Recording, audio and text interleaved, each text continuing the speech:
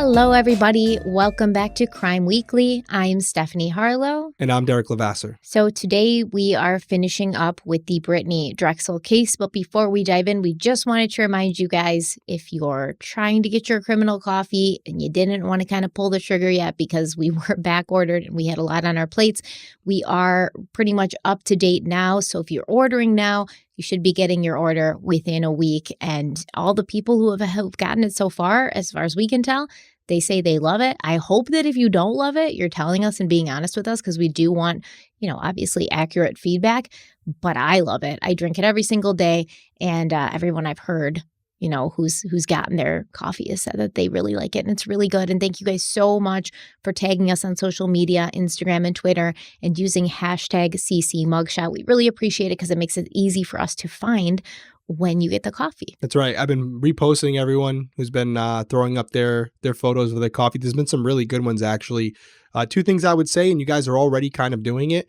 If you really like the coffee, go on, leave a 5-star review. It allows us to see the feedback. We really appreciate it. And also, as far as the big mission with Criminal Coffee, it's about fighting crime. And we now have a live ticker on the website. So if you go to criminalcoffeeco.com, click on the Fight Crime tab, you will see a ticker, a live ticker there, where as you guys are making purchases, money is going right into that account that will be donated to a cause that we all decide to donate to. So we're really excited about it. That's what this is about, giving back to others and making a difference while having some good coffee. So like Stephanie said, thank you to everybody who's joining the mission, enjoying the coffee, and we're excited to see how big we can make this. So we'll dive right into today's episode then. We did spend a good deal of the last episode discussing one of the major suspects in the abduction and the assumed murder of 17-year-old Brittanee Drexel, but today we're going to be focusing on another early person of interest, Raymond Moody. We talked about how police and crime scene investigators were seen at the Sunset Lodge in Georgetown, South Carolina in the summer of 2011, and they were there specifically because they'd gotten a tip that Raymond Moody had lived there at the time that Brittanee went missing from Myrtle Beach. We also talked about how the day after Brittanee went missing, Raymond Moody was pulled over and issued a ticket for speeding in Surfside, South Carolina. And from the timeline, we know that Brittanee stopped texting her boyfriend, John, around 9:15 p.m. on the evening of Saturday, April 25th. And then not even 15 minutes later at 9:27 p.m., her cell phone pinged off a tower in Surfside, South Carolina. 2.5 hours later, Brittanee's cell phone pinged for the last time in McClellanville, South Carolina. Now, I went to Google Maps, and according to Google Maps, it would take 14 minutes to drive from Ocean Boulevard in Myrtle Beach to Surfside Beach. It's just right up the coast. So that travel time does really line up with the timeline we got from Brittanee's boyfriend, John Greco. And it makes sense that Brittanee, who texted her boyfriend constantly, was somehow, for some reason, prevented from doing so right around 9:15 p.m. In February of 2012, the media reported that the Myrtle Beach Police Department had received new information that month in relation to Brittanee's disappearance and Raymond Moody, but they wouldn't reveal what that information was, with Captain David Knipes simply saying, quote, "Let me advise everyone all at the same time that there is no new information on this case. Mr. Moody was a person that was investigated in this case. His hotel room was searched last year, and he is one of many people that we have investigated during the course of this investigation. This is still an active investigation, and we continue to follow any and every lead possible," end quote. Captain Knipes said he didn't know if the media outlet that had reported that there was new information had maybe simply misunderstood, or if it was just new information to the news media that they hadn't had before. But the papers did print a new name of another young woman that no one had really been talking about, another young woman who had disappeared 4 years before Brittanee Drexel, and Raymond Moody was named a person of interest in both disappearances just weeks apart. Crystal Souls was a 28-year-old mother to a 5-year-old son, Mitchell, when she vanished without a trace on January 24th, 2005.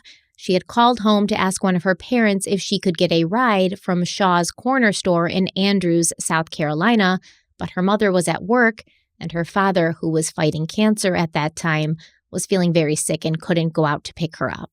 Crystal told her father it was fine, they didn't live far from the store, and she would just walk. Her son Mitchell, now a grown man, told the Sun, quote, "It was during that walk that she vanished or was kidnapped or whatever happened to her," end quote. Mitchell remembered being very close with his mother, and before she'd gone out to the store, they'd been laying in bed together watching Smurfs cartoons when Crystal told her son that she loved him and she would be right back before leaving. But Crystal didn't come back, and initially her parents didn't think that she had encountered foul play because Crystal was struggling with drug addiction, and it wasn't uncommon for her to disappear for days at a time. However, this time was different, because although Crystal would go off and do her own thing from time to time, she would always call and check in with her son, no matter where she was or how long she was gone, because for all her issues, she was a very good mother, and she loved Mitchell with all of her heart. Mitchell said, quote, "My understanding is that she got involved in the wrong crowd. At that age, obviously, I wasn't able to really tell, and I guess my grandparents didn't want me to know what was going on, but I do remember her quite well. She was definitely a great mother who took care of me in any way she could. I always enjoyed being around her and spending time with her. We were really, really close," end quote. So if you remember, Raymond Moody was released from prison and moved back to South Carolina in 2004, just a year before Crystal vanished without a trace. And where he was living in Georgetown is just 17 miles west of Andrews, where Crystal went missing from.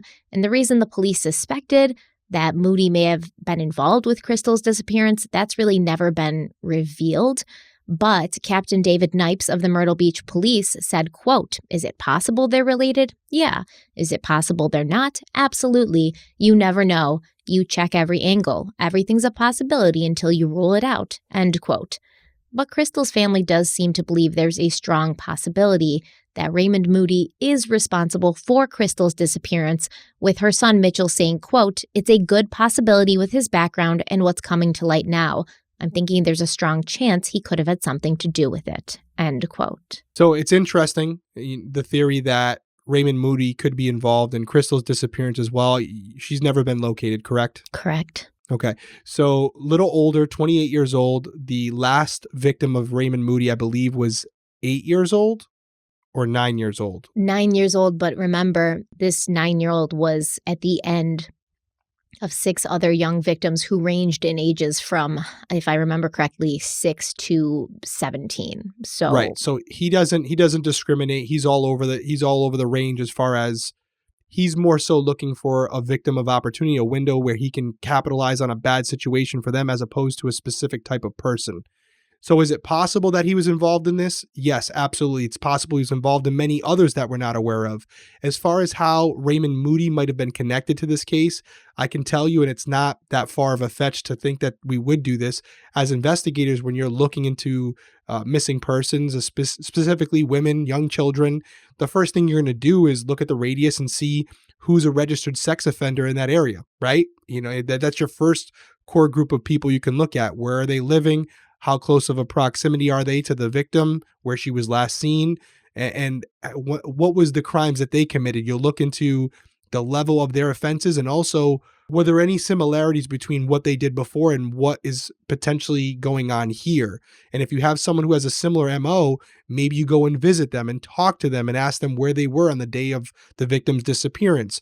Were they in the area? Maybe check their phones. A lot of times with registered sex offenders, and I've said this before, because they are out but still under the supervision of law enforcement, we can go in there in many cases and look at their computers, look at their phones. That's part of their release, where we can see if they're looking up child porn, sharing child porn, etc. So it wouldn't be difficult to go in there and look at their computer to see if they were maybe scouting out a specific area, or maybe exchanging text messages with someone else on their phone where they might have said something that could implicate them. So very common to look into registered sex offenders in the area as potential persons of interest, potential suspects, because again, they've done it before, they can do it again. Yeah, and Raymond Moody being named a person of interest for Crystal's disappearance, it could have been something as simple as the police going and talking to him about it, saying, "Hey, where were you on this day?" and him not being able to give like a solid alibi. So they may not have even had anything like concrete or anything physical to tie him to Crystal's disappearance, but just the fact that maybe he couldn't remember where he was or he lied about where he was, that would be enough to name him a person of interest, but not enough to like place him under arrest, right? That's right. And so the reason I was saying it is very possible that he was involved. It also could be as minimal as what you just said. Registered sex offender. They went to see where he was in the area, and if he had an alibi. He might have had an alibi for all we know. All they were saying is he was looked into. They're not saying that it didn't check out where he said he was. They're just saying, hey, yeah, he was questioned about it, as he should have been.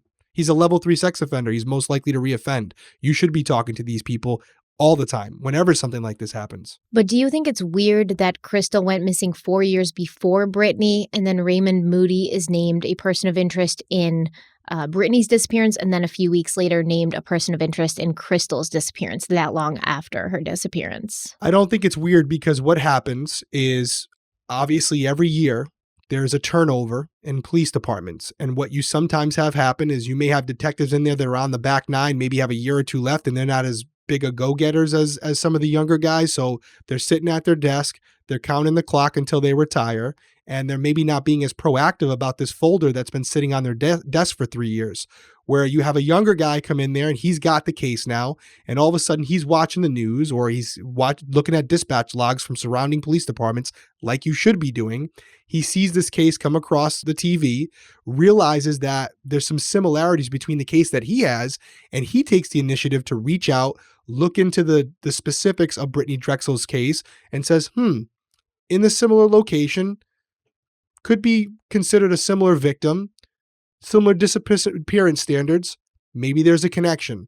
That's a good detective. That's how you solve cases. So not odd at all. That's what should be happening. I agree. But, this kind of Raymond Moody thing happened and everybody was talking about him for a minute. And then for the next few years, no one talked about Raymond Moody. He basically faded into the background, especially after that flurry of activity in 2016 with the FBI's announcement that they'd received information from a jailhouse snitch, Taquan Brown, that Brittanee had been taken by a then 16-year-old boy named Timothy Deshaun Taylor before being murdered and fed to alligators. But in March of 2017, a new search began in Georgetown County. And this search focused on a wooded area off Foxfire Court near Highway 521, where agents could be seen using shovels in the woods as well as earth-moving machinery. So I'm looking at this area and I'm like, okay, this is not by the stash house, right? This is not an area by the stash house because the stash house is in McClellanville. This area is in Georgetown. And I'm like, where is this area by? So I Googled Raymond Moody. I tried to find out his past addresses. I texted you and I'm like, can you use your super special police stuff to look it up? And you were like, probably not a good idea. So I went on one of those sites where you got to pay and find out. And I found out his past addresses. So I Googled all his past addresses. And this was not an area, like I said, near that alleged McClellanville stash house where Taquan Brown had seen Brittanee being held at, with the people raping her and her getting shot and being carried out in a carpet. Nor was it an area near the Jacksonboro trailer of Brown's cousin Herman. This area was in Georgetown, South Carolina. Foxfire Court is 7 miles away from the Sunset Lodge where Raymond Moody was living in 2009. It's 17 miles from the home that he is listed as owning and where he's listed as having resided in 2010 on Rose Hill Road in Georgetown. This is the same address he was living at in 2022. And it's 4 miles from where Moody is listed as having lived in 2014 on Brandy Lane, also in Georgetown. In fact, the alleged stash house where Brittanee was, reportedly being held, that was located at 1819 Old Collins Creek Road. And it's actually the furthest address from this location that they were searching. It's over 20 miles away. I think it was 21 miles away. And in May of 2019, that house burned down. According to Chief Mike Bowers with the McClellanville Fire Department, the cause of the blaze was undetermined, but he did say he believed it was suspicious as the property had been abandoned and had no electricity. Let's take a quick break. We'll be right back.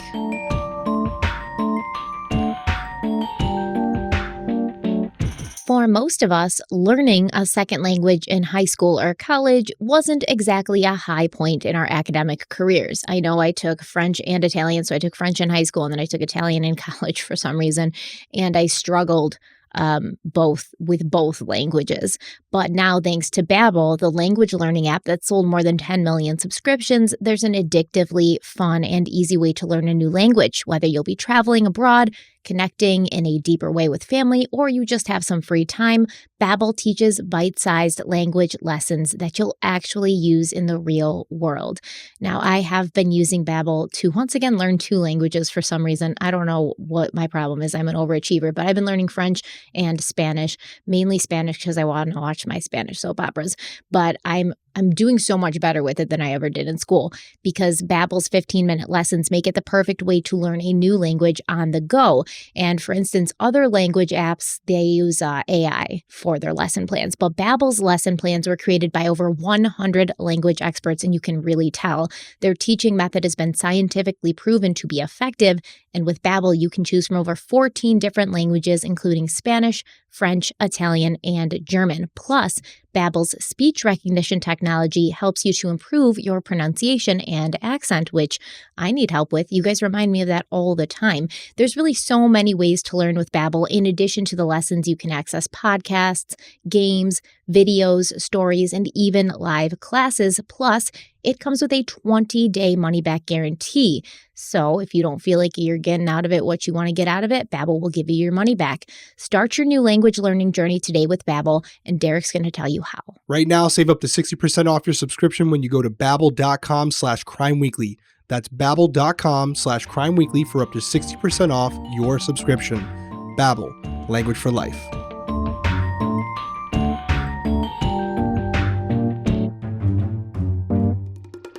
That's going to bring us to our current year, 2022. After a very long time with no updates, no arrests, and no new information, an arrest was made in the disappearance and murder of Brittanee Drexel. Brittany's mother, Dawn, and Chad, and Father John were promised that every resource would be used to find the answer of what happened to Brittanee, where did it happen, how did it happen, and why did it happen. The why may never be known or understood, but today, this task force can confidently and without hesitation answer the rest of those questions along with the who is responsible. The who is Raymond Douglas Moody, who lives at 5502 Rose Hill Road in Georgetown, South Carolina. His date of birth is May the 9th of 1960, and he is a white male with an extensive sex offender criminal history. The Georgetown County Sheriff's Office charges against Mr. Raymond Moody are murder, kidnapping, criminal sexual conduct in the first degree. All of these charges occurring within the jurisdictional limits of Georgetown County, all of which occurred on April the 25th of 2009, and all of which detail Brittanee Drexel as the victim.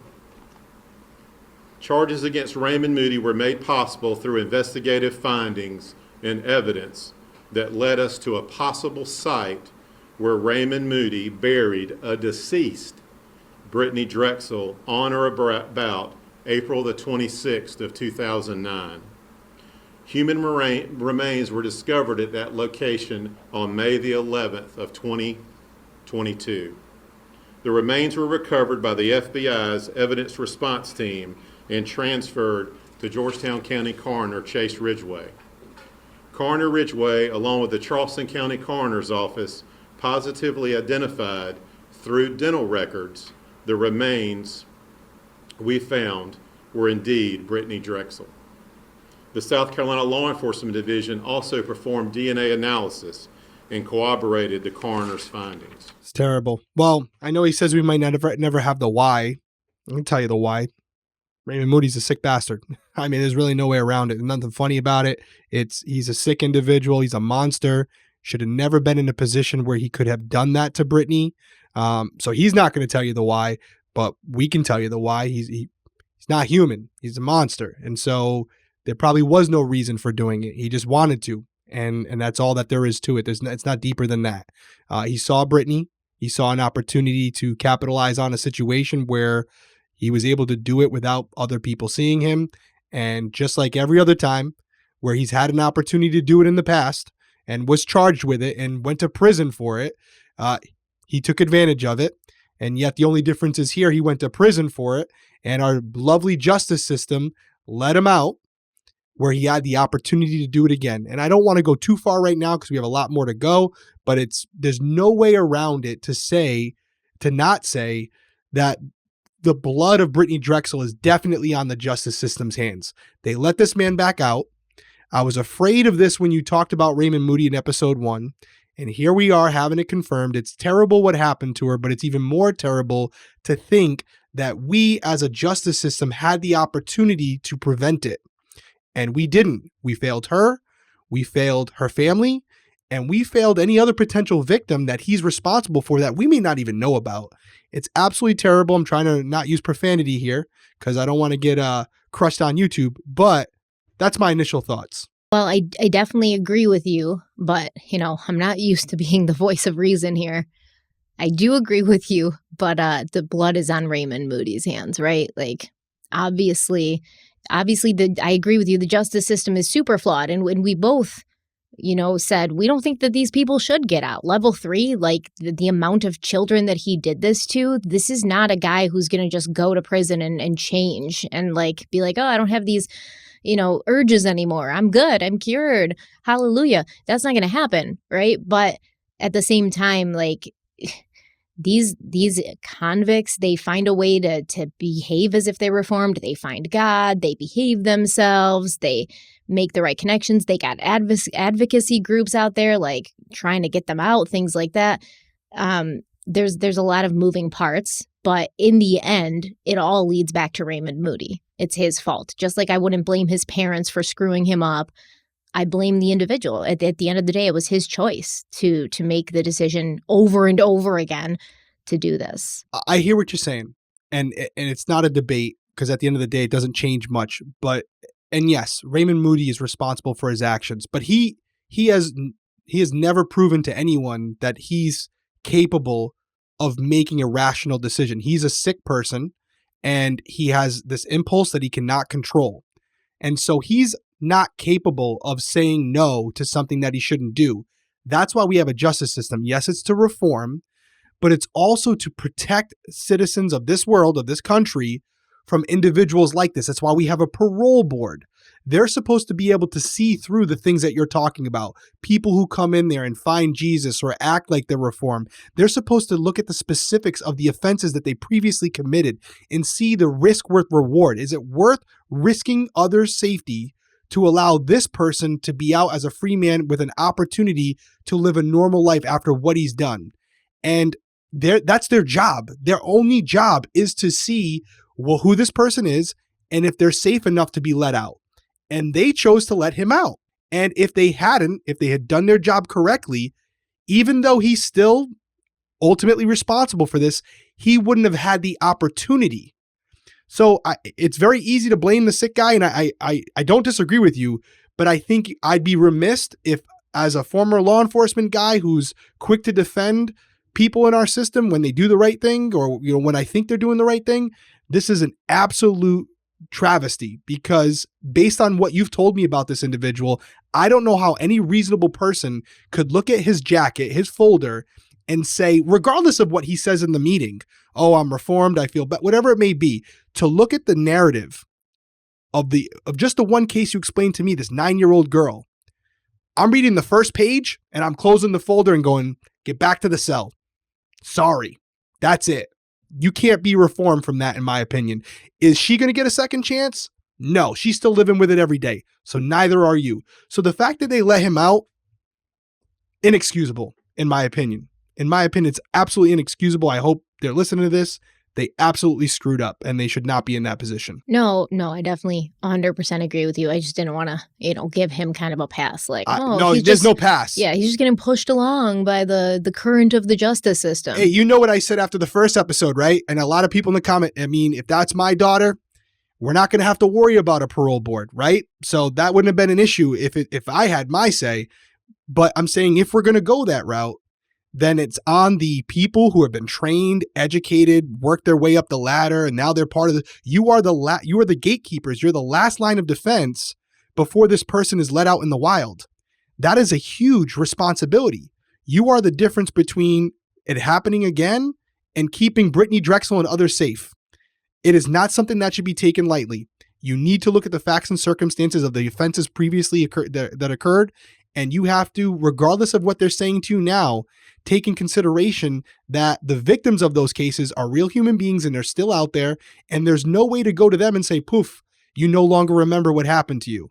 They don't get that redo, so neither should the offender. And the fact that they allowed him to go free, to live his life like nothing happened, and have this occur, I would hope that if these individuals who were on that board, when they heard about this, they're probably still thinking about it. I would hope if they have a conscience, they're sitting somewhere thinking about what they did and the decision they made.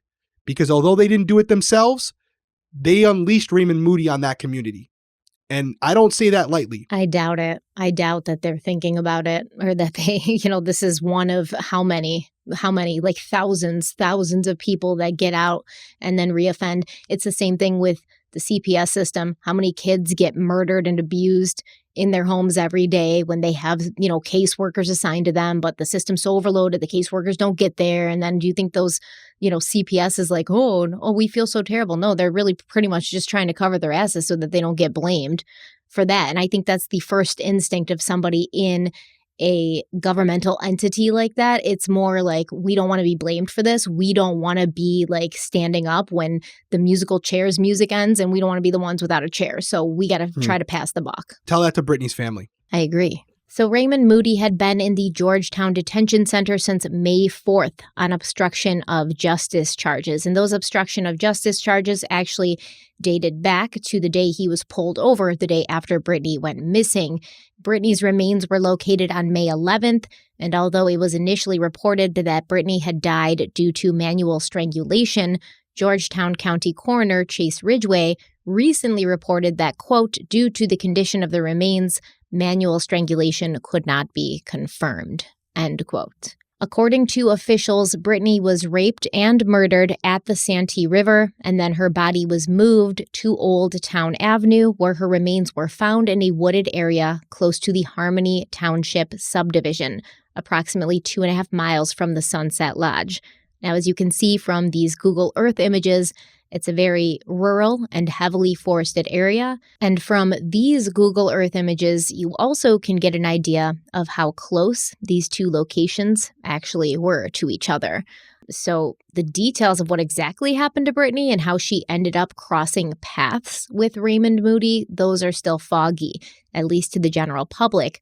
Although Jimmy Richardson, the man who will be responsible for putting together a case if this goes to trial, he's given a little bit of information. He claims that the investigation has collected around 100 boxes of evidence over the last 13 years, and depending how Raymond Moody responds to the charges, they will either create a guilty plea or they will begin putting together a trial.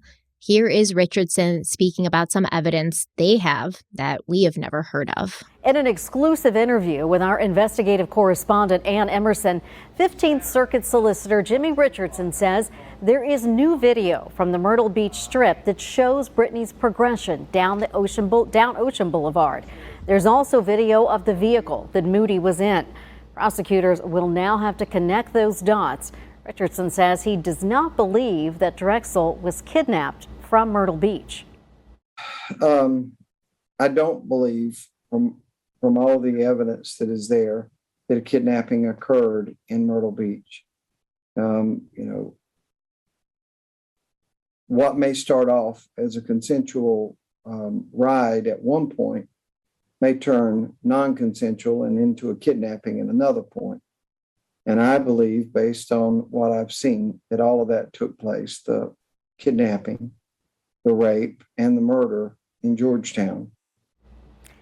Now, Moody was pulled over in Surfside the following morning for a speeding ticket. Richardson says that he believes Drexel was already dead at that point, but they don't know why Moody was in Surfside that day. That's one that I'll have to dig into, but I think by the next morning, Brittanee was no longer alive. So I don't know exactly what that trip to Surfside was about. That's something that we'll have to learn. Okay, so there's a lot I want to ask you about from this short clip. A lot. I was jotting down notes, but let's take a quick break and we'll be right back.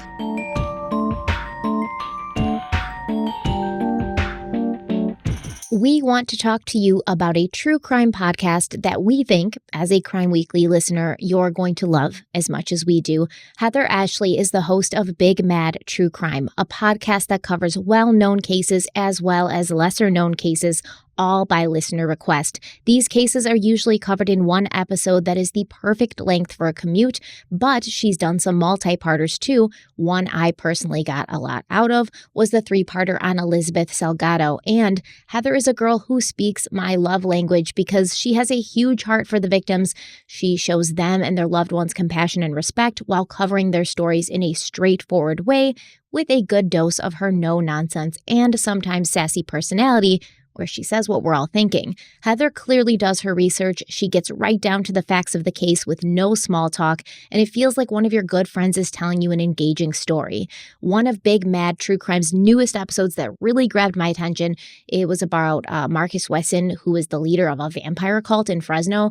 It was right up my alley. I thought it was so interesting. Now I want to know everything about this case and this person. So it was a really great episode. You guys should definitely check it out. Yeah, and it's not only about the show itself, it's about the people. And Stephanie and I were lucky enough to meet Heather and her husband Kyle at CrimeCon Vegas. And we got to talk for a little bit. And I can tell you with 100% certainty that they truly do care about the victims and their stories. And that means everything to us because that's how we feel over here. So we strongly endorse Big Mad True Crime. We think it's a great show. We think Heather's amazing. So join her and listen to her get big mad over true crime with new episodes dropping every Monday anywhere you get your podcasts.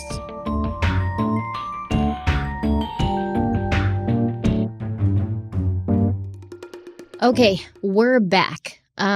So there's like 3 separate things that happened in this clip that I want to talk about. First of all, they say there's new video, and this video now shows Brittanee's path as well as the vehicle that Raymond Moody was in. And my question to you would be, there's no possible way this is new video.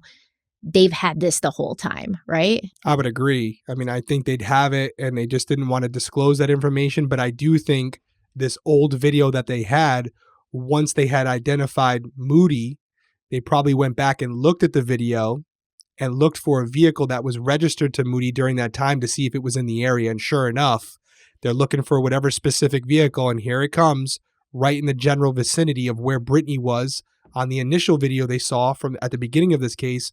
But now they have one of their main suspects, one of their main persons of interest.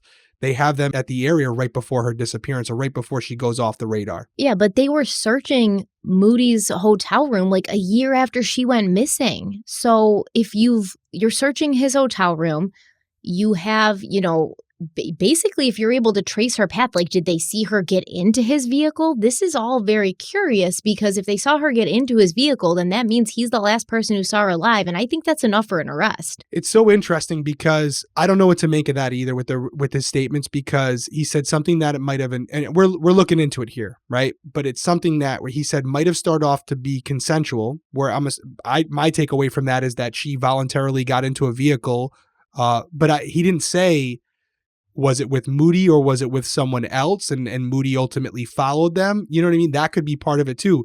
Because I have a hard time believing, based on what we know about Brittanee and based on her getting help from another individual when some other guys were coming on to her or making cat calls or whatever.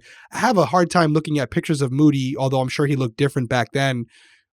I have a hard time believing she would get in the car with someone like that when she has an agenda. She wants to go back to the hotel. She's not having a great time. She wants to pack. She was just going to get her sandals. What would make her turn around and say, sure, I'll hop in a vehicle with you that's heading the opposite direction of where I was intending on going? So 2 scenarios here. She voluntarily got into the car with Moody, or she voluntarily got into the car with someone else who Moody then followed because he knew that person, or just saw it and wanted to follow the couple out to whatever area they went to. I don't know. your guess is as good as mine. But that is really fascinating that he would say that. I was under the impression, based on Moody's previous modus operandi, that he would have just grabbed her in a moment of an opportunity where he could get her and take advantage of her without her having an opportunity to defend herself. So this is fascinating. Well, listen, I do want to mention, because remember that 9-year-old Carrie Harding, recently after we recorded that first episode, she came out and she was talking more about this since his arrest. And she said, and this is going to come into play a lot of context later when we go through another story of somebody who knew Moody, but she said he had initially sort of like approached her and he was like, oh, you shouldn't be out here alone. Like, you're not safe out here alone. And then he was like, let me bring you to a police station. And that's when he kind of had put her in his car and was driving. And then she realized, oh, we're not going to a police station. So it was kind of different than the original articles I had read, but this is what she's saying now happened. And I'm going to say, based on, once again, another story I'm going to tell you later, this does kind of seem to be his MO, where he comes in as sort of like a protector, as sort of like a concerned, strong man, like, oh, little lady, you shouldn't be out here alone. The streets aren't safe for you. Let me take you to safety. And then when they're like, okay, and they're trusting because, they feel like, oh, maybe I'm not safe. You're walking the streets of Myrtle Beach and maybe you don't feel safe.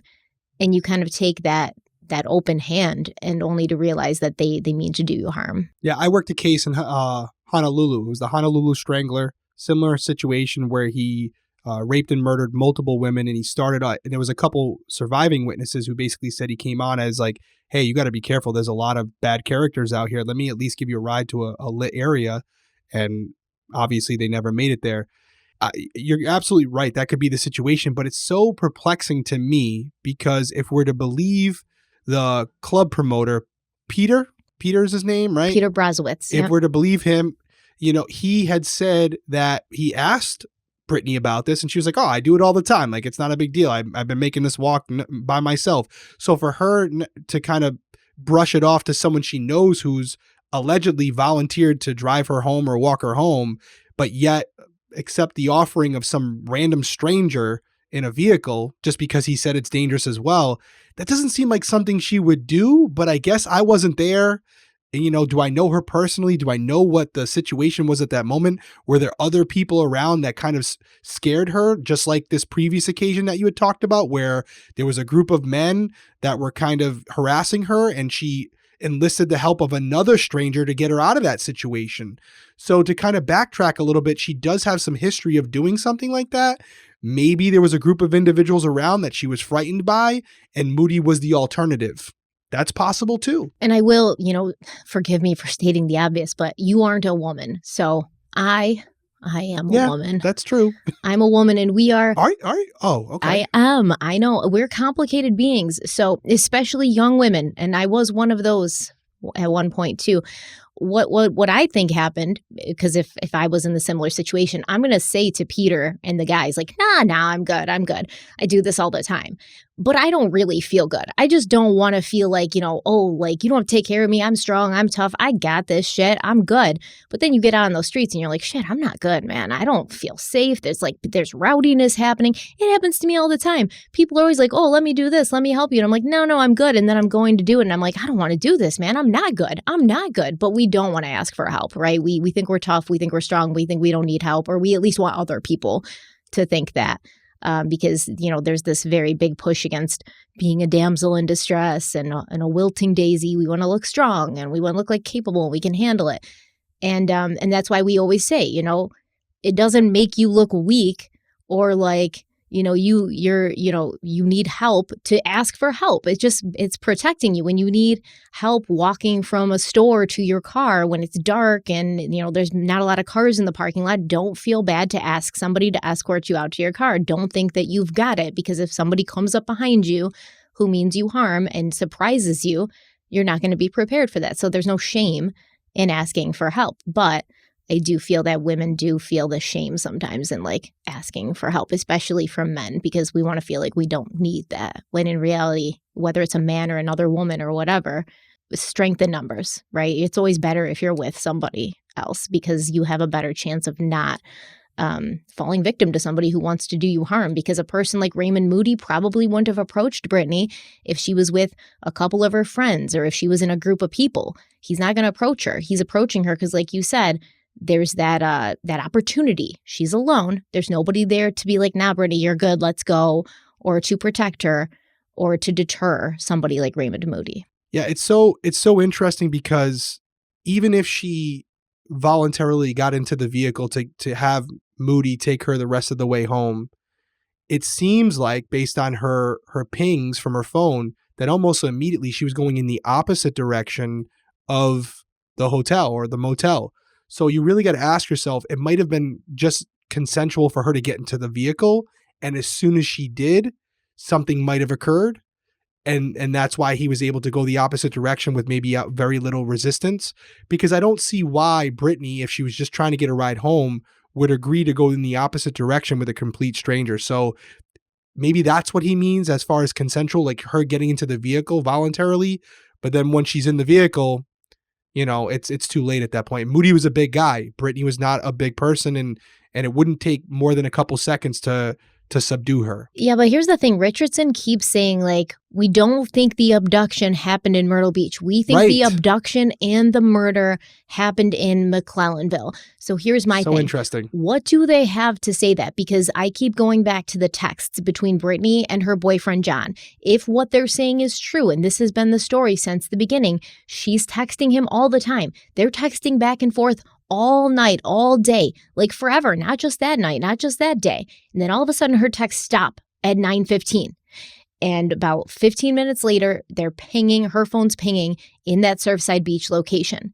Even if she had gone willingly with Moody, she would have still been texting like, oh, John, I just got in someone's car, or I'm heading this way, or this guy just told me about a party in Surfside, South Carolina. Like she did with the other guy. That's what I'm saying. She would have been keeping him updated and letting him know. But for some reason, as soon as she got in that vehicle, she wasn't able to use her phone. So if what they're telling us is true, and there was no more text after that, and I tend to believe there is, or there would be some sort of text message of Brittanee saying, I got in someone's car, and I think we would know about that. That doesn't make sense to me. I don't know what he's really getting at there. It's like they know so much more than we do, which is fine, but it's like it doesn't make sense. So I would really be interested to know, like, what do you have? What do you know that makes you so sure to say that? Because he does seem certain. He does seem certain, but it could also be him misspeaking. He could be wrong. He's saying, he's speculating. I agree with you. More than likely he has something, but everything you just said, yes to all of it. We are all under the assumption that as soon as, almost within minutes after she went missing, she stopped texting. Well, for most people, that would be an indication that she's no longer capable of texting, and that's why she's not responding, even though John was threatening to call her mother. So that would, if anything's going to get her to respond, it's going to be that. And she didn't. So she clearly did not have her phone on her. I guess you could make an argument that she was with someone that she didn't want John to know she was with. I'm just not buying that. So I really do hope we get more clarification on it. And maybe Richardson's story changes before it goes to court. Or maybe, like you said, there's just more pieces to the puzzle that were never released, that once they are, we're going to look at each other and go, okay, that makes sense. Yeah, it doesn't even really make sense that she would be with somebody she didn't want John to know about, because like you said, with that other young man, when he helped her get off the beach and brought her back to her apartment, he was in her hotel or motel room with her. She was comfortable telling John that. It seemed like they were very open, and he wasn't the kind of jealous type who'd be like, what, you were in your motel room with another guy? It's over, so she's not going to feel uncomfortable. And from what we know, Raymond Moody was an absolute stranger to her. So why would she feel uncomfortable telling John about him? And I'm going to talk about it in a second, but they've already said, no, there's no accomplices. There's no other charges being brought against anybody else. They believe that Moody worked alone, and they don't have anybody else that they're looking at in relation to him. So it's not as if he even worked with somebody she did know, and like you said, maybe followed somebody or was lured to a place with him. It's just him. It's fascinating. I really want to know more. Well, let's take another quick break and we'll be right back.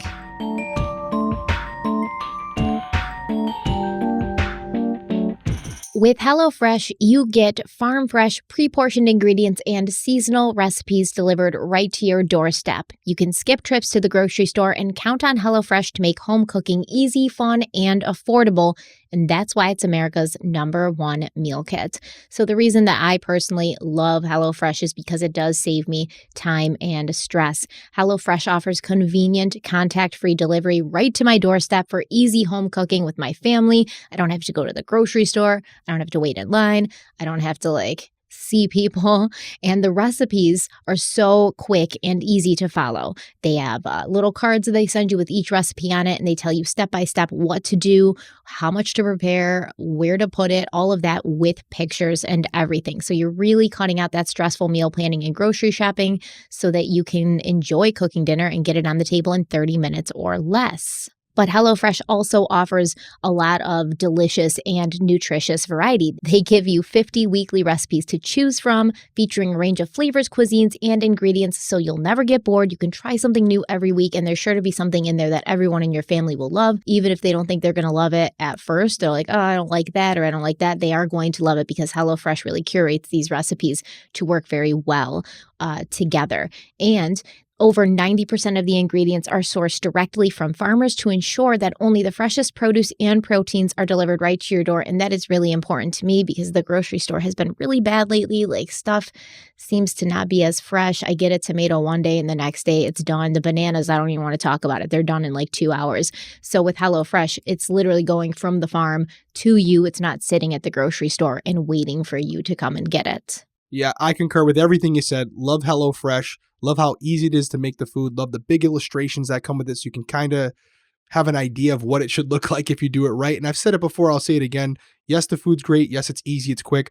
I love the opportunity it presents to spend time with the family. Sometimes when you're trying to cook, you just want to do it quick, get your kids fed as fast as possible. This allows you to do that, but also have them help out as well. And they really do enjoy it. So we strongly recommend it. So with that being said, go to HelloFresh.com/CrimeWeekly16 and use our code CrimeWeekly16 for up to 16 free meals and 3 free gifts. One more time, that's HelloFresh.com/CrimeWeekly16 and use our code CrimeWeekly16 for up to 16 free meals and 3 free gifts. Check them out, guys. HelloFresh, America's #1 meal kit.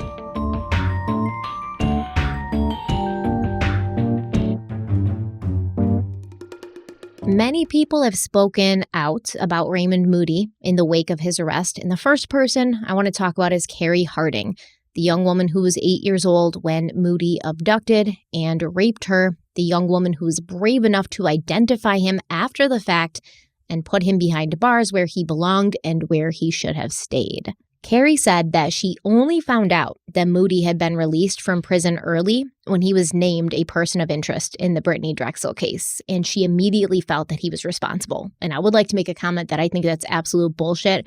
If you were a victim of somebody and they were sentenced to a certain amount of years in prison and then they get out early, you should be notified before they even get out. You should know if your attacker is walking the streets again. Is that not a law? It's not a law, but I thought that was the practice to let, not only for someone who's been raped or anything like that, but just domestic abuse victims, assault victims. If the offender is getting out of prison, I think that all victims should be made aware that their assailants, their offenders, are now capable technically of getting to them again if they wanted to. That should be a #1 thing. Yeah, there might be a motive to do that. You don't know if this person's mad that you put them behind bars. She was the reason that he was in prison for over 20 years. She should have been informed that he was back out there, but she only found out about it after he was named a person of interest. So she contacted the police and she told them to check her records to compare what Moody had done to her to whatever evidence they had about Brittanee's abduction. Carrie said, quote, "They did do that, and the police told me it was uncanny how closely the stories and circumstances matched." End quote. Carrie believes that there are more victims of Moody out there who are afraid to tell their stories, and she believes that Moody should face the same fate he forced onto Brittanee, saying, quote, "I actually want him to no longer breathe. I hope they give him the death penalty. We need to put this monster where he belongs, a grave." End quote. Standing ovation to our girl Carrie there, because absolutely, and she has every right to say that. And We agree. Absolutely. Couldn't agree more. Another person who has spoken out is the current girlfriend of Raymond Moody, a 54-year-old woman named Angel Vouse, who's been in a relationship and living with Moody for 15 years, meaning she was with him at the time of Brittanee's abduction and murder. She was also with him at the time that he was named a person of interest in Brittanee's disappearance. Angel Vouse claims that even though Moody has confessed and he was able to lead authorities to the body, she's still standing by him. Angel, who, like I said, was dating Moody when he became a person of interest in 2011, she says she didn't think anything of it at the time because, quote, they never had anything. They dropped everything, let it go, so nothing came of it again until a week or two before he was arrested, end quote. Angel claims that she did not know Moody when he was in prison. She had gotten together with him a few years after he got out of prison, and they'd been together for a few years before she found out about what he'd been in prison for. Apparently, she found out from a different person. Somebody let her know. But she decided to stay with him because he was a different man. And she said, quote, "I'm shocked. I'm stunned. I don't really know that side of him. I know the person he was with me. He was fantastic to me," end quote. All due respect, Angel, that does not matter. That does not matter. Angel sounds like a real winner. Oh, yeah. I'm sorry. I'm not trying to be rude. I don't know how to say it, but I find out my significant other is a sex offender. That's kind of a deal breaker for me. Just my thoughts. Yeah, there's another individual out there who agrees wholeheartedly with you, but I'm not going to talk about that. But trust me, there's somebody who's close to this situation who happens to know this person and has plenty to say worse than what you said. About Angel. Yeah, I'm not surprised by that. I went down some severe rabbit holes here. I found Angel's name initially when I was looking up Raymond Moody on that thing where you can find people. It's crazy the stuff that they show you on there, but I found her through there because it was showing there was a social media profile attached to Raymond Moody's name. So I clicked on it. It led to her Facebook page. And you couldn't see a lot because I wasn't friends with her, but I went through her profile picture, and 3 profile pictures over, who do I see? Raymond Moody, shirtless, walking like a little chihuahua on the beach in her Facebook page. And I was like, oh shit, this is Raymond Moody. I thought it was just one of those random things where somebody's social media profile gets attached to yours on accident. But no, it was her. And at first I was like, is this her dad? What's going on? But then I was like, oh no, they are together. So another one of Moody's past romantic partners has also spoken out. Now, bear with me. The story's a bit complicated. You might wonder, Stephanie, where are you going with this? But I think it is very important, and it does provide a lot of context into what Raymond Moody was and who he was, and also how he happened to be back in South Carolina after being released from a California prison. Because when you're released from a prison, you're supposed to go and be paroled in the state that you did your crime in. That's typically how it works. So how did he get from a California prison to South Carolina?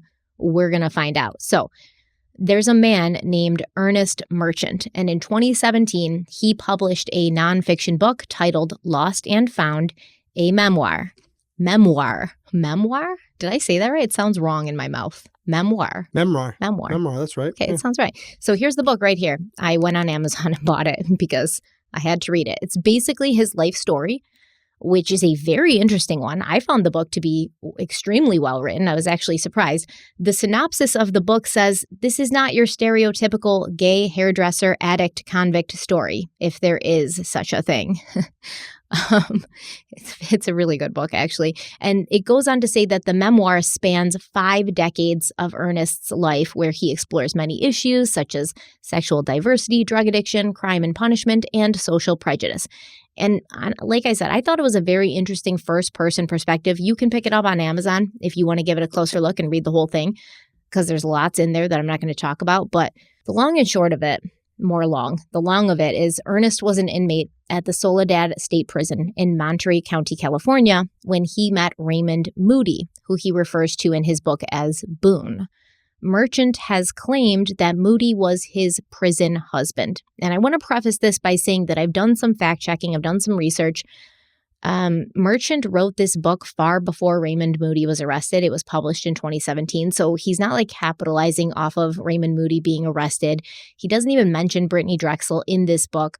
So I tend to believe what he writes. And he definitely had a relationship with Raymond Moody, because in this book, Ernest mentions becoming very close to Moody's grandmother, Jean, and I found her obituary, and it says that she's survived by her special friend and chosen grandson, Ernest Merchant. So there's clearly a relationship here with this family between Ernest and Raymond Moody.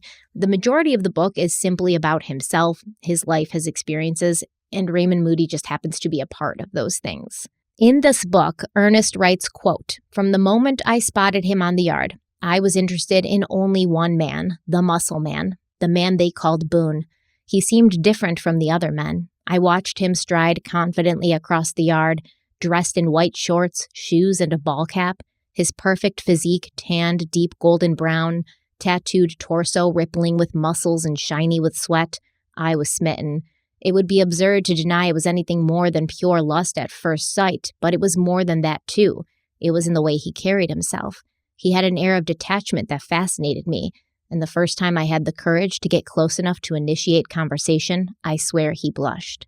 I was captivated. He was soft-spoken, well-mannered, and slightly awkward in response to my overt flirtation. He immediately seemed the most unattainable man on the yard, and I immediately set out to win him.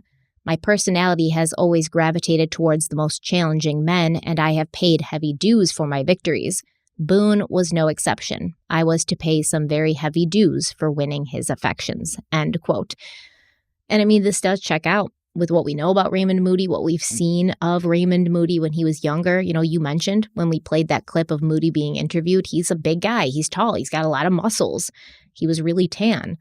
Ernest goes on to talk about what Raymond Moody was like in prison. He preferred to be outside, and when he was outside in the yard, he was always doing some sort of physical activity. He was the quarterback for the football team, captain of the baseball team. He played tennis, basketball, handball, and pumped a lot of iron. And when I say he's the quarterback of the football team and captain of the baseball team, I mean like in prison, not outside. Like they have teams and stuff, and they'll play against each other. So that's what he was doing. But if Moody was inside, he was working in the kitchens, which was his prison job, or spending his evenings in his cell, creating what Ernest called beautifully intricate, hand-tooled leather goods that would give Moody some extra money and it would allow him to purchase a few comforts while in prison. According to Ernest, after what Moody had done, most of his family had abandoned him except his mother, but Moody refused to ask her for money. When Ernest arrived at Soledad, Moody had already been there for about 15 years, and he had become established there. He had a tight circle of friends who were mostly in for life, and he'd gained respect and clout, so basically the other prisoners knew he was not to be messed with. Now, when Ernest had arrived at prison, he was advised to find a husband as soon as possible and then move into that man's cell and keep his head down during the year and a half that he would be there before being released.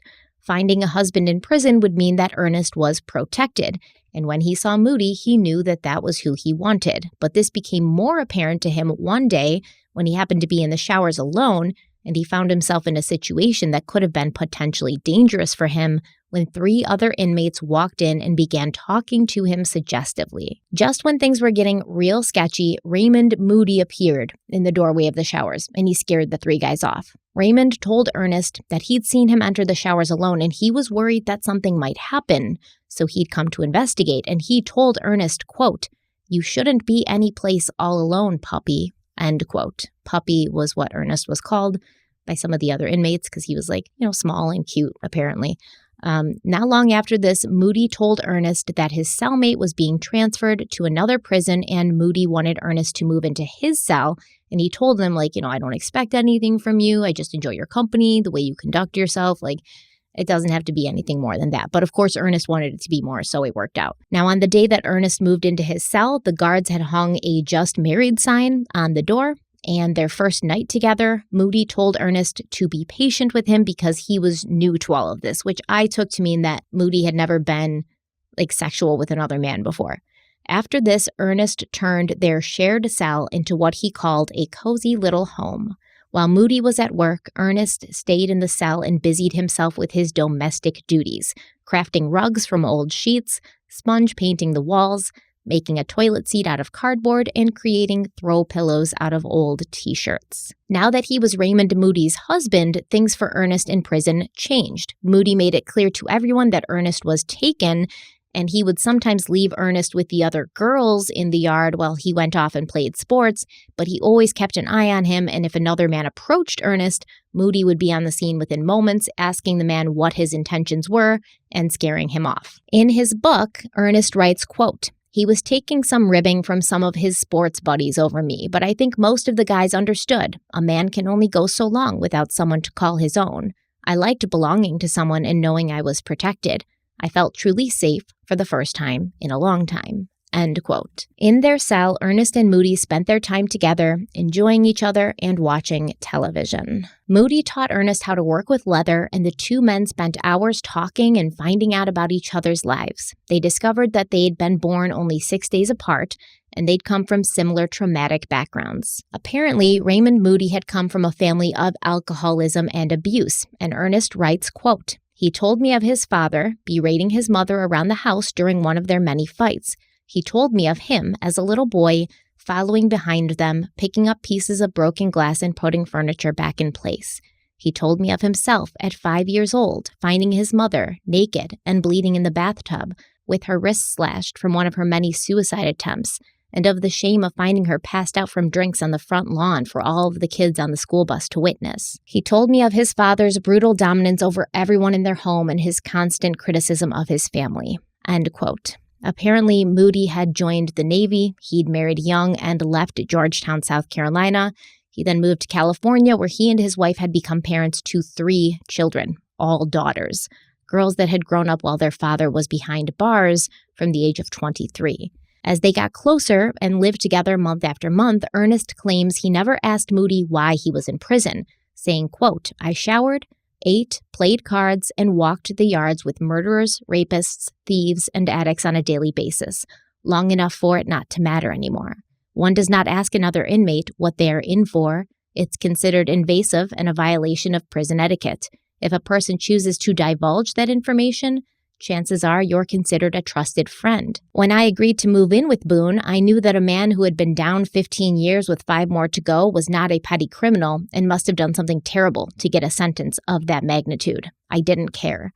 I didn't judge the men I lived with every day for what they did, only for the way they treated me. We had all been judged already and were receiving our punishment." End quote. We're going to take a break really quick, and we will be back to finish off with Ernest's story.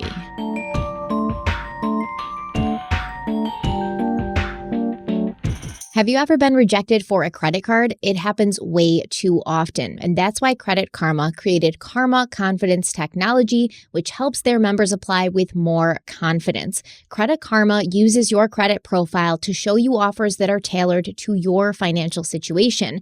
Credit Karma partners with a wide range of card issuers so that you can be sure that you're exploring all sorts of options. Best of all, Credit Karma uses your credit data to show you your chances of approval before you even apply, and this helps you apply with more confidence. Comparing cards on Credit Karma is 100% free, and it won't affect your credit scores.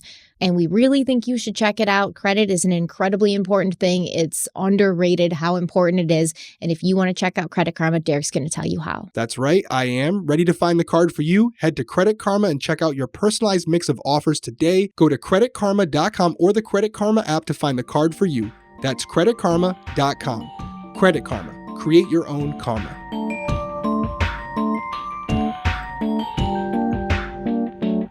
If you're listening to this podcast, then it's safe to say you're drawn to these morbid stories just as much as we are. Unfortunately, hearing all of these really horrifying and sad cases and stories, they can leave us feeling anxious, tossing and turning, and wishing we had a cozy cocoon to improve our sleep quality. I know that I really could use a cozy cocoon at the end of my day. The fact is, a poor night's sleep, it's really bad. It can do a lot of things. It can weaken your immune system. It can negatively affect mental health and even hurt weight loss efforts. And even with these risks, only about 44% of Americans report a restful night's sleep almost every night. I'm honestly surprised that it's that many Americans who are saying they have a restful night's sleep. Well, we might have an answer here. Chili Sleep makes customizable, climate-controlled sleep solutions that help you improve your entire well-being. Chili Sleep makes the Uller and Cube sleep systems, which are hydro-powered, temperature-controlled mattress toppers that fit over your existing mattress to provide your ideal sleep temperature. This is such a cool product because I am never feeling that I'm the right temperature when I'm sleeping. I'm always too hot, too cold. My husband's there. He likes the fan on at night, and I like the window open because I like the breeze, but I can't have the window open and the fan on because then I'm freezing, and then I got heating pads all over me, and those only go so far. With Chili Sleep and their luxury mattress pads, they keep your bed at the perfect temperature for deep sleep, whether you sleep hot or cold. These sleep systems are designed to help you fall asleep, stay asleep, and give you the confidence and energy to power through your day. Imagine waking up and not feeling tired. Chili Sleep can help make that happen. For an extra layer of comfort, they also make the Chili Blanket, the only weighted blanket that can also be paired with a control unit for the ultimate sweat-free sleep. Yeah, I was actually talking with the people over at Chili Sleep, and they mentioned, which I thought was interesting, that they've sent some of these systems to professional athletes with the Washington Capitals and the Cincinnati Reds. Obviously, there's a lot of studies that say better sleep, better performance, and some of these professional athletes are now using these systems to increase their ability to sleep at night. I'm loving the Uller system that I have as well. I have seen a difference. I will continue to use it. I really enjoy it, and we think you guys will as well. So head on over to chilisleep.com/crimeweekly to learn more and save up to 30% off the purchase of any new Cube or Uller sleep system. This offer is available exclusively for Crime Weekly listeners and only for a limited time. That's Chili, CHILI, sleep.com/crimeweekly to take advantage of our exclusive discount and wake up refreshed every day.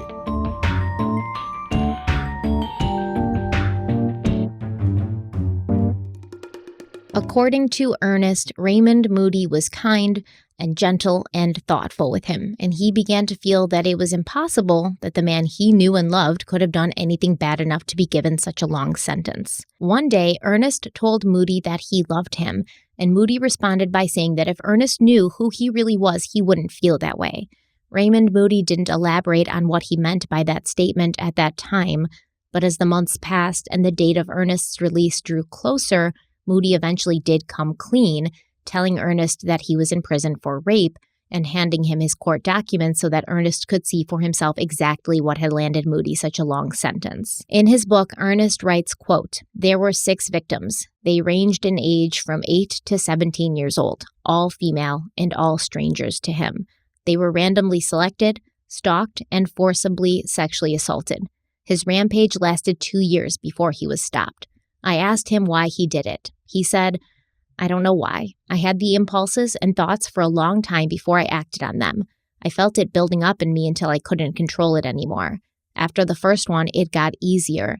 I became someone else, someone that didn't care. I knew my life was over. I knew it was just a matter of time before I got caught. I imagined I would force the cops to kill me when they came for me. I've asked myself every one of these questions over and over the last 16 years. Pup, I was sick. That's the only answer. Don't try to make sense of insanity. It will only drive you crazy too. Please believe me when I tell you that I'm not that person anymore. Time and prison has changed me. I would never hurt anyone again." End quote. Eventually, Ernest was released and he was separated from Raymond Moody, but Moody had told Ernest that he was the greatest love of his life. They did write to each other every day, and Ernest even contacted Moody's mother when Ernest was out of prison. He said that Moody's parents, who had not seen their son in 5 years, were considering a trip from South Carolina to California to visit, and Moody's mother, whom Ernest described as a sweet but sad woman who loved her son very much, she actually wanted to meet Ernest, but Ernest talks about how, Moody was raised very religious and his mother was very religious, so she kind of didn't accept that they were together, in love. She kind of just preferred to see Ernest as Raymond Moody's friend. As time went on and Ernest worked on putting his life back together after being in prison, he thought of Raymond Moody and what possible future they could have together. And he writes, quote, "The knowledge of his past and the complications that came with it weighed heavily on my mind. But I told myself I had 4 years to sort it out one day at a time. Boone wrote to me every day. His devotion was unwavering. I wondered, would he find another man to fill my place in his life and in his cell? but he always reassured me he had no interest in replacing me. He said if I could wait 4 years for him, he could do the same for me. A part of me hoped he wouldn't." End quote. When it was time for Moody to be released, it was complicated because, as I mentioned previously, he's only going to be able to be released to the state where he had committed his crime. And Ernest was talking about, he has to basically live somewhere. He's not employable, obviously. I mean, he's getting out of prison with his record. It's going to be very tough for him to find a job. He's pretty much going to end up on the streets. He could, do something bad. He's going to go a bad way. So the only way for Raymond Moody to be released to another state would be for him to be released to a family member who would then be responsible for him. So the decision was made that Moody would go to his hometown of Georgetown, South Carolina, and Ernest would move there with him, even though he didn't really want to live in South Carolina at all because he'd already created a life in the 4 years since he'd been released from prison. He had friends, he had a job, he had a place to live, he was doing well. So Raymond and Ernest flew from California to South Carolina in June of 2004, and Ernest says that Raymond Moody's father set them up with a temporary lodging situation at a place that booked by the week, the Sunset Lodge in Georgetown. And Ernest claims that he and Moody lived happily together for a few years, and Moody was officially released from parole in 2007. And this was a time that should have been happy for Moody and, for Ernest. Finally, they can kind of be free, but something was happening inside of Moody that Ernest could not put his finger on. In his book, Ernest writes, quote, "Other than registering for life as a sex offender, he was completely free for the first time in 24 years. That's when he seemed to change, or perhaps when I began to notice it. He seemed restless and discontent. Nothing seemed good enough. He was oblivious to our good fortune, and his attitude was negative and resentful." End quote. Ernest said that Moody had come into some money and he purchased a Harley-Davidson motorcycle, fulfilling what he called a lifelong fantasy to own one. Ernest goes on to say, quote, "Looking back, there were plenty of signs that only became crystal clear after it was too late. He became withdrawn, secretive, and physically distant. There were blocks of time unaccounted for, and long solitary rides on his motorcycle. He stopped bringing me lunch, calling several times a day, and stopping by the shop during my workday. He did very little around the house anymore. He spent more time away from me and grew hostile if I questioned his whereabouts. He became belligerent, resentful, and harshly critical of me. I seemed to go from the one who could do no wrong to one who could do nothing right. I was hurt and bewildered." End quote. And it was around this time that Ernest discovered Moody was having an affair with a married woman. It appears that her husband actually worked at the wood shop that Raymond Moody worked at, and they were friends with Ernest and Moody, and they would come over and stuff, and Ernest had no idea this was going on. And I believe that this woman is Angel Vouse, to be honest, but I don't know for sure. But the timing, it matches up because if you... Sounds about right. Yeah, the timing sounds right. 15 years that they'd been together when he's arrested in 2022. It makes sense. So Ernest and Raymond Moody, they parted ways in 2008. After Raymond Moody's 2022 arrest, Ernest Merchant told ABC News that after they separated, Moody returned to a life of partying, and Ernest was not shocked that Moody had been arrested in connection with Brittanee Drexel, recalling a time when Moody had told him, quote, Pop, maybe they shouldn't let someone out of prison after keeping them so long. Maybe it's just where I belong." End quote. Yeah, I think so. Raymond Moody. So there's a lot about Raymond Moody in Ernest's book, which once again, for those of you who didn't catch it, it's called Lost and Found, a Memoir. If you want to grab it, read it for yourself. I think you should. It's a very riveting book, actually. There's a lot in here that doesn't concern Raymond Moody that I found very interesting.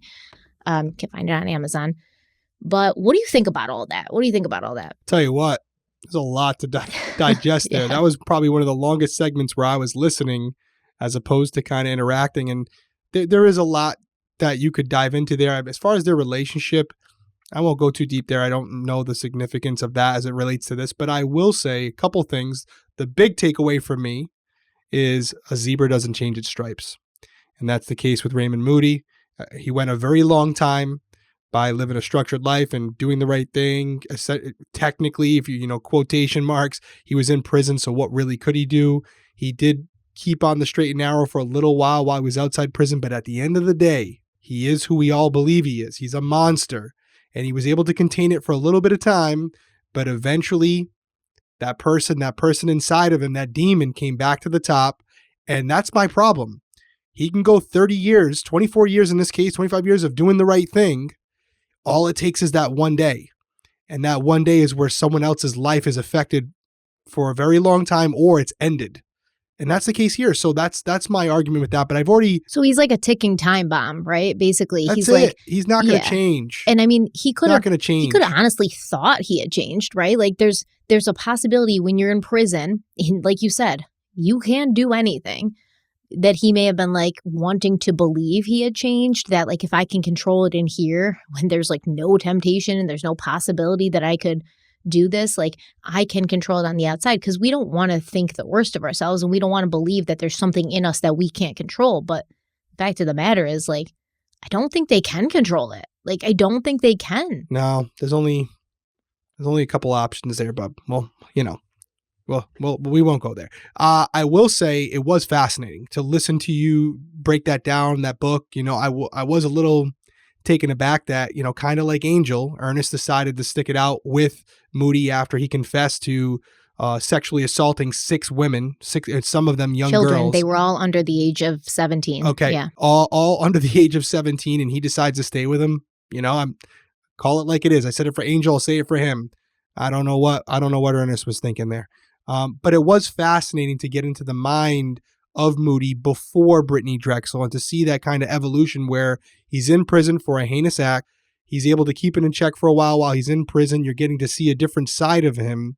And yet, as soon as he gets out, shortly after that, in the context of, how many years it had been since he had been a free man, it didn't take that long when you really think about it before him to start to wander, his eyes to start to think about other people and opportunities out there, and to become disgruntled with Ernest because, yes, it was convenient while he was in prison. It wasn't what he truly wanted. And now he was exposed to it again, where he had opportunities to dive into those urges. These individuals, these young women, were accessible to him again. And it was fascinating because Ernest himself acknowledged that he was this monster. And I really do believe that he felt, like you said, got it under control and he was no longer that person. But as I have been saying this entire series, that's great. He may have really thought that, but risk worth reward. His freedom, that reward for him, is not worth the risk it poses to all of our children. I'm sorry. It just doesn't. So, but very fascinating segment. Great research by you on that one to go that deep. I mean, you really went all in. I personally would not be reading Ernest's book, but anybody out there who wants to, you go right ahead. I got the synopsis from my girl, Stephanie Harlow, so that's all I needed. It was really good. Listen, I didn't know, there's no like glossary, so I didn't know how to find the parts that I needed to find. So I was just like, no, it's impressive that you did. Yeah. Well, I'm just going to start from the beginning and go. And Ernest, Raymond Moody comes in this much into the book. And by then I was hooked. He's a very good writer. I'm just going to say that. So yay, Ernest. What I will say is I noticed a pattern when I was reading about Raymond Moody. I noticed a pattern from what we kind of maybe feel like happened with Brittanee, from what happened to Carrie Harding, the 8-year-old victim, and how Moody presented himself in prison with Ernest as the protector, right? Oh, I followed you to the bathroom when you went in there alone because I thought you needed help. You shouldn't go anywhere here alone, Pop. Let me protect you. Let me take you in. I'm the big, strong guy. I want to be in control. I will take care of you. It seems that he has this aura about him that initially drew Ernest to him. This is a person who I will be safe with. Now, obviously, he doesn't hurt Ernest because Ernest is a consensual partner. But what if Ernest hadn't been a consensual partner? Would Raymond Moody have taken what he wanted anyways? Possibly. Like he did with Carrie, like he did with Brittanee. And that may be what he uses. It kind of gives me a little bit of like an American Psycho vibe, Ernest said he seemed very detached, seemed very cool, always kind of in control, always very calm and soft-spoken. He presents this sort of face, this sort of persona, to the people around him. And even his girlfriend, Angel, was like, I don't know what you're talking about. He's never been like that with me. He's perfectly wonderful to me. He presents this persona. I'm a safe person. I'll take care of you. I'll protect you. And then he attacks. I think that's probably how he may draw his victims in. And I will say, I don't believe that Brittanee and Carrie and the other 6 girls that he attacked were the only ones. There's more out there. There's definitely more. Yeah, I kind of saw it a little bit as like a Trojan horse, right? Not exactly, but a little bit, where he's trying to get behind the guarded walls of his victims, where they're concerned about their safety from these bad individuals. So what he does is present himself as a protector from these bad individuals so he can get behind that wall and then attack from the inside. So it's very fascinating that he did it with his previous victims. He kind of did it in prison with Ernest, and it's possible that we'll learn he did that with Brittanee as well. So really fascinating, and that's why I do think there is value in what you took out of that book, because without that information, we may not have a deeper look into the modus operandi of Raymond Moody. So now that we have that, it might be something that we can apply to a potential theory as to what happened to Brittanee. And I think it's compelling. Yeah, I think there's a great amount of context there. And that's why I like to go that deep and kind of find these obscure references, because it's important. Like, we don't know who Raymond Moody is. We see this mugshot of him. We see this picture. We see a quick clip of him yelling at a reporter. We don't know who he is. And I think someone like Raymond Moody probably got a kick out of the fact that he could manipulate and control the situation. And it wasn't even just about, going in for the kill. It was about, manipulating these people, making them feel safe with him when inside he knew what was going to happen and he knew he was a monster. It almost was like this extra thrill for him. And I do want to say that I think a big part of why he killed Brittanee was the fact that he had left his other victims alive. And because of that, he ended up in prison. So now he's like, okay, I can do the same thing. But this time, if I eliminate the witness who they can't identify me, there's no way I'm going back there. And I'm not going back there. So I can't leave any of my victims alive now. That's right. That makes perfect sense. So a lot of voices that are, rising up in the wake of Raymond Moody's arrest, they're rising up for Timothy Deshawn Taylor, since the FBI have officially announced that they are confident they have the man in prison who's responsible for the death of Brittanee Drexel, the only person who's responsible. After this announcement, a lawyer for the Taylor family said, quote, "Thus far, the FBI has not extended us the courtesy of providing an update. Hopefully, the FBI will have the decency to issue a statement clearing Mr. Taylor with the same fanfare as when he was falsely accused." End quote. I love the shade.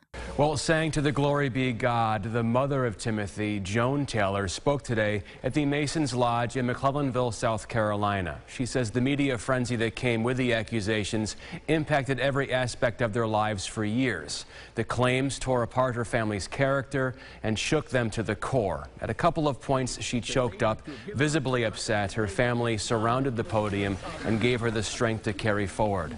She says Timothy was suspected without any credible evidence. Her son was named by another suspect in 2016, linking him to Drexel's disappearance. Timothy was given multiple polygraph tests, even failing one of them. Police later linked his father in on all this, claiming they took Drexel to a stash house, raped and shot her, then put her body in an alligator pond. Timothy's involvement changed, though, when the person who named him kept altering his story. Joan Taylor says even with getting the actual suspect, the damage has been done, saying Timothy's name and face will forever be linked to this case. Our family stood by him and consistently spoke out against the false accusations that too often are directed at people who look like us. An age-old story in America. Today I stand here surrounded by family and close friends and speak on Timothy's behalf because my son has endured enough. Yes. Joan did ask the media in South Carolina to help set the record straight and allow Timothy to speak to cameras when he's ready to do so. Yeah, that's tough to be accused of something like that for so long. And we saw the clip from Chad, Brittanee's adopted father. He said pretty much with confidence that he knew that he was somehow involved, and he wasn't. And if anything, I'm assuming because you haven't mentioned it, Chad hasn't come out and publicly apologized to Mr. Taylor. And that should be probably the first apology. I know law enforcement, the FBI can come out, but just from what I saw, the bigger accuser public-wise was Chad. I don't know if I'm missing something or forgetting something. Was there information that the police publicly stated that they were looking at Taylor, or they were, believing he was potentially involved? Or did they just acknowledge that he was interviewed? Just want to make sure I get it right. No, the police definitely said it. They said multiple times, like, we think he has further information. We're keeping him. Like, no, they definitely joined in on that. So no doubt about it. Public apology is necessary by both parties equally. And you're right. Now that you're saying it, it does refresh my memory. You're right. Absolutely. And a public apology should have already been put out there for Mr. Taylor. To clear him any wrongdoing and to make sure that the public knows that he is not in any way, shape, or form involved with this situation. And I believe that Chad as well, although I know he's going through a tough time right now, because again, this isn't closure, it's somewhat resolution.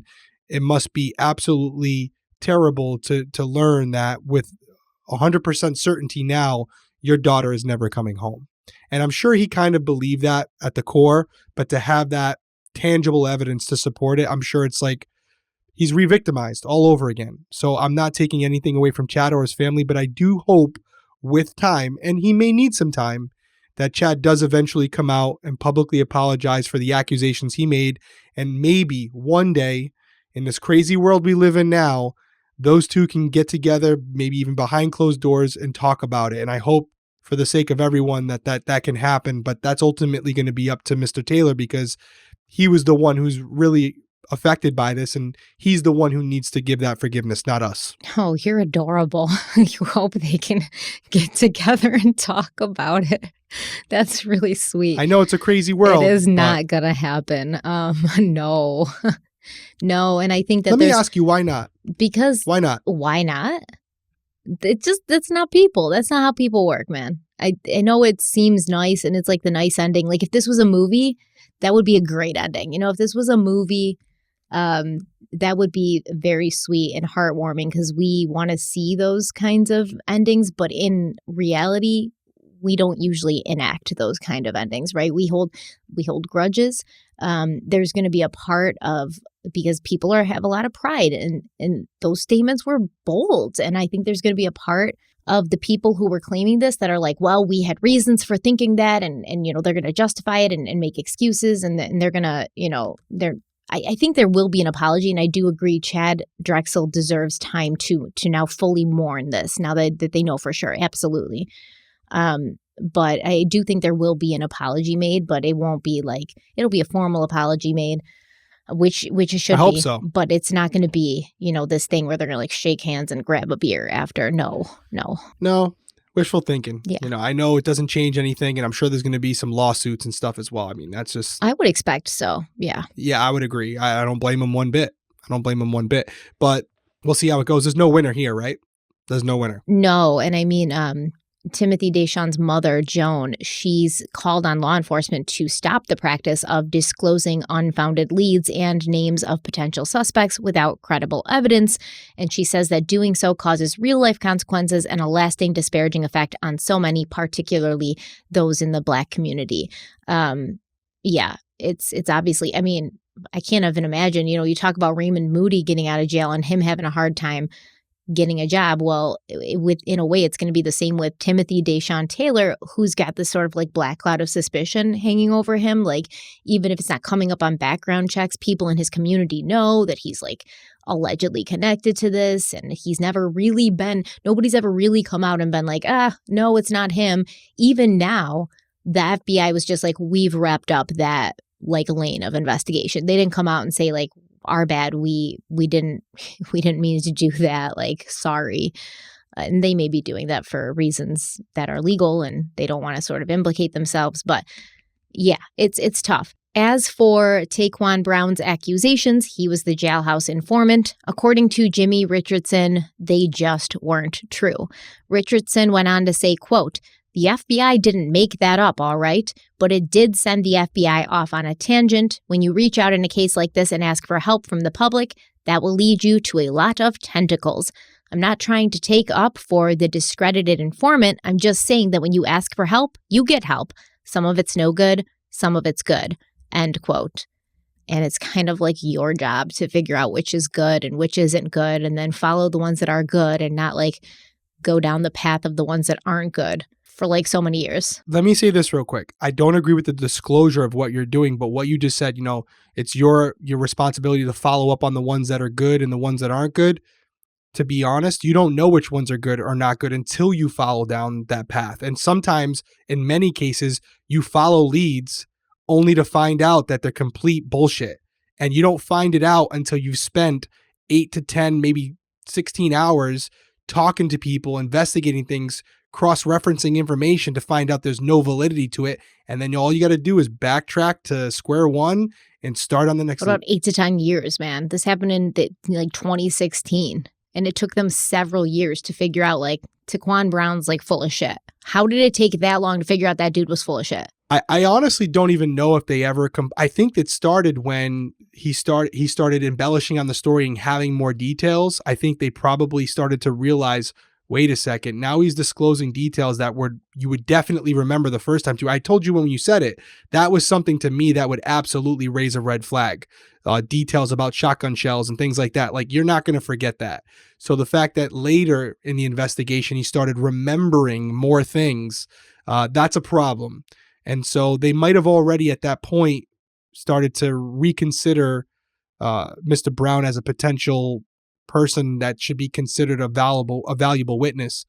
But I hear you. I there's no perfect system, but I would say if a jailhouse informant comes forward and says, I have information, whether you believe them or not, you have to follow it up. As far as their ability to confirm or discredit what he was saying, I can't disagree with you there. I mean, ultimately, I wasn't part of the investigation.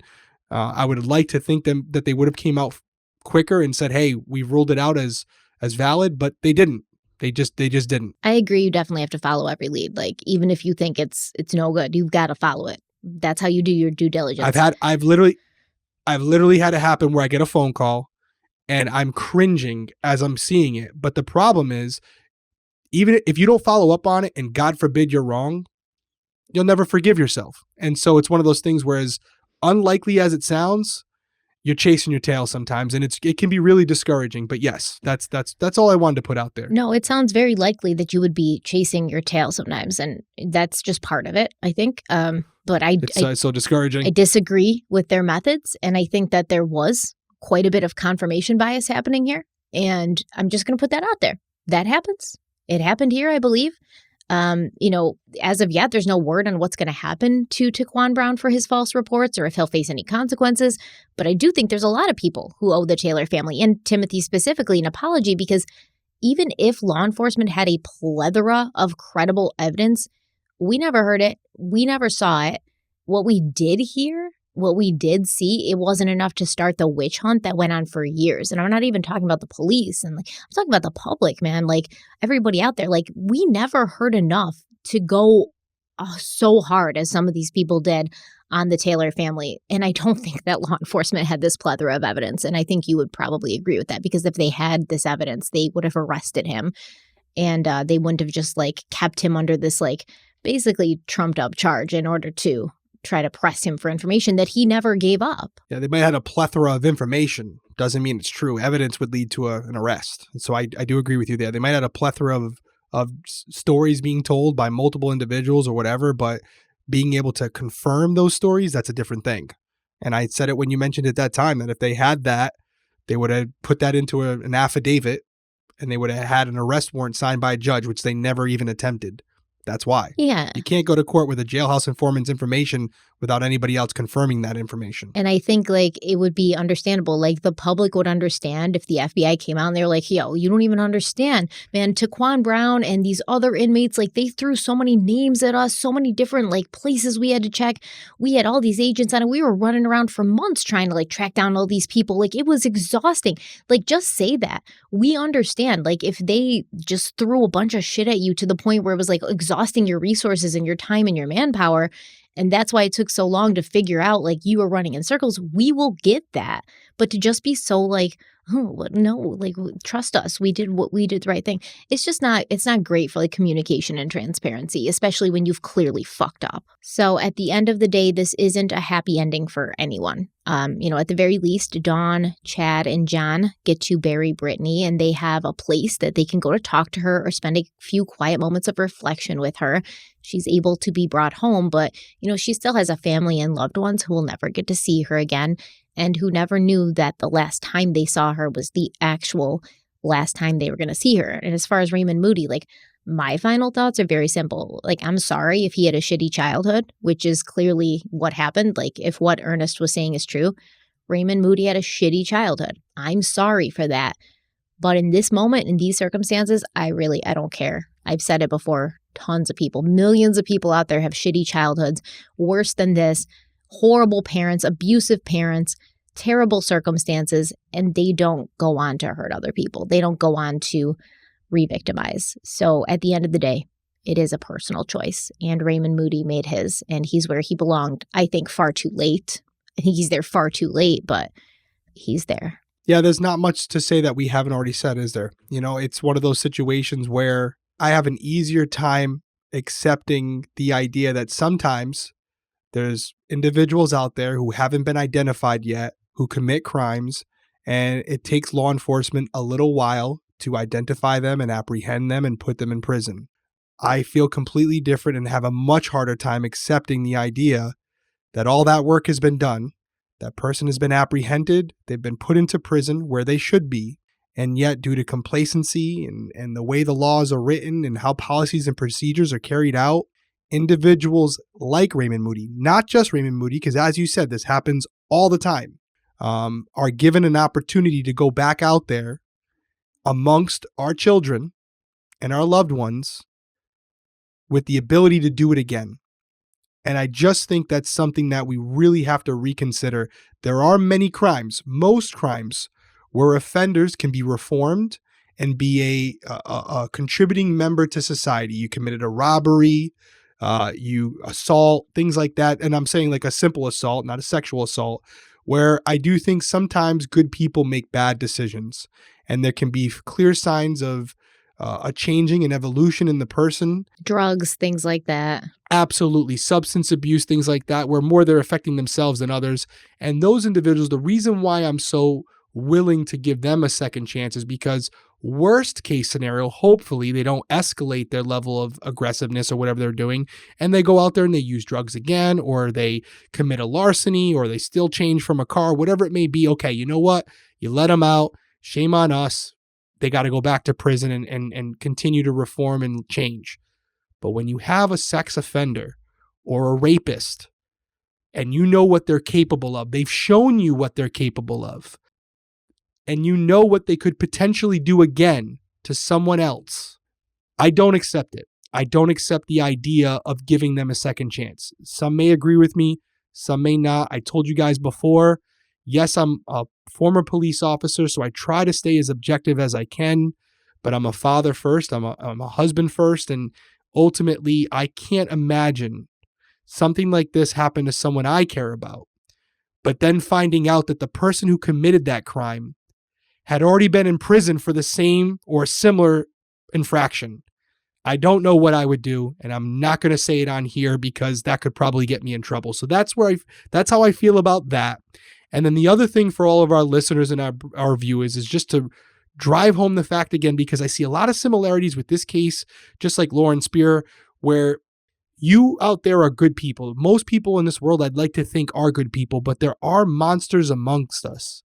And unfortunately, we live in a world where you have to think like that. Because although you may not think that, you would ever do anything like that, there are others who are sick individuals who are deliberately out there for that sole intention. And so when you're going out with, and you're going to be alone, use your gut, take the safer route, bring someone with you. Even if you think you're going to be fine, play it safe. Have someone else with you. Even if it inconveniences them, even if it makes you look like you're scared or whatever. And I'm talking guy, girl, I don't care. play it safe, because I'd rather see you here than be covering you on this show. And I do think there's no perfect system. There are opportunities where if it's meant to happen, it's going to happen. There's no perfect system. Protect yourself. But we can do small things to decrease the odds. And that's what my message is to all of you out there. And I'm sure that would be the message from Brittanee's family, is to, travel in groups, stay in public areas, make sure it's well lit. Don't take the chance. It's not worth it. Yeah. And I do want to say, obviously I've been rough on the police department, but I do give them credit here. They stuck with this case and they ultimately solved it. They didn't give up. They continued to do searches. This was important to them. But on one last note about Raymond Moody getting out, you know how there's a chain of custody in police investigations? So if something gets tampered with or something goes missing, they know who to blame. There should be a chain of custody in sex offenders getting back out. There should be a log of who makes this decision, who passes it down to the next person who's yes, I approve this decision. There should be a log so that those people can be held accountable and those people can be held responsible when that offender goes out to reoffend.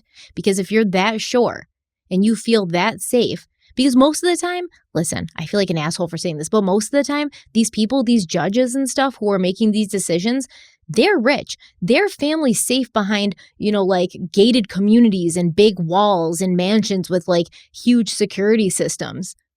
They're not the average person whose kids are just wandering about freely. They're safer. They live in safe communities. They're not usually seeing the kind of world that most people live in. And they need to be held accountable for when something like this happens, because you're basically releasing a weapon back out into society. And there needs to be some sort of chain of custody where those people are held accountable. And if that's the case, we will see how many of them get let back out, because I guarantee you, if it's some personal accountability in there, these judges and things, these what are they parole board members? Yeah, and stuff, parole board. They're going to be second guessing. They're going to be do we really feel if it was our kid out there, do we really feel comfortable with Raymond Moody driving down the same street that my teenage daughter is walking down? I don't think so. Let's keep him here. This was a California prison, right? Yeah. So the parole board was in California going, we're going to release him to Georgetown, South Carolina? Exactly. Sure, send him. Let me ask you this. If that person was being released into their community, into their city or town in California, you think they would have came up with the same answer? Yeah. Because this is California, man. This is California. This happens all the time. They have some of the most lax parole laws ever. It's California. So they absolutely would. I have a strong suspicion that if one of these parole board members looked and saw that this sex offender was scheduled to be released into their a street over from where they live, they might take a second look at it. But they're not getting released a street over from where they live, right? Because these people all live they have money. They especially these judges and stuff. They're I said, they're living in safe communities. They're not releasing sex offender level. That's my point, though. It's ridiculous. That's my point, because they're being released to another state where it's no longer their problem. But to bring it back home to what's really important here, bittersweet thing, because yes, Brittanee's family now has some resolution, which a lot of families out there do not have. So I'm relieved in that sense. But I also just want to send my thoughts out to them, because this just happened and they're going through it right now. And, now they know what happened to Brittanee, but it doesn't change the fact that they'll never see her again. And so we're really thinking about them. We're thinking about everybody involved with this case, including Mr. Taylor, who had went through the ringer on this one unjustly. So we're thinking about everyone. It's a terrible situation. There's no winners here. I am glad to see, like you had said, which is a great point, that Mr. Moody, or I should say Moody, not Mr., is off the streets once again. And let's hope this time he stays there. But I'm thinking about the family, and I'm hoping everyone's staying safe out there. All right, guys, we will see you next week, starting a brand new case. Follow us on social media. Derek's going to tell you where. Yeah, at Crime Weekly Pod on Instagram and Twitter. You can follow our coffee channel as well at Drink Criminal Coffee, and that's on Instagram, and at Drink Criminal on Twitter. Thank you guys so much. See you next week. Until then, stay safe. Bye. All right, stay safe. Bye.